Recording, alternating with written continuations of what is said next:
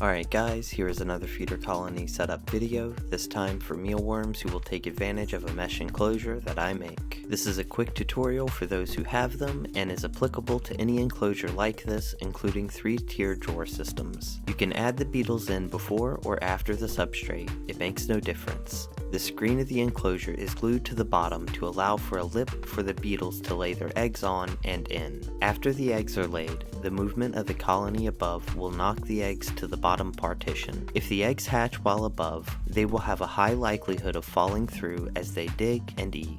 I do not completely fill the enclosure, I only add enough to cover the mesh portion. If you want to be nice, you can cover all of the plastic, but this encourages the beetles to lay their eggs where we don't want them, and that is anywhere that isn't directly above the mesh. I add in flattened toilet paper rolls with their water and food bowls, which I personally use a lid, but you can literally use anything that will hold their food and water crystals. You can let the water crystals absorb water beforehand, or you can pour or spray water into the bowl to rehydrate them. They can be used for a long time. Keep reusing them. Using a water bowl with good ventilation will eliminate your chances of mold almost entirely if you take reasonable care of your colony. For this enclosure, there are vent holes around the top in all corners, and vent holes in the bottom to allow for airflow for the eggs and worms as they hatch. When you are ready to collect your eggs, lift up the beetle container, and as you can see, the substrate is falling, and this is a perfect example of how the eggs eventually fall through and collect in the finer powder in the bottom bin.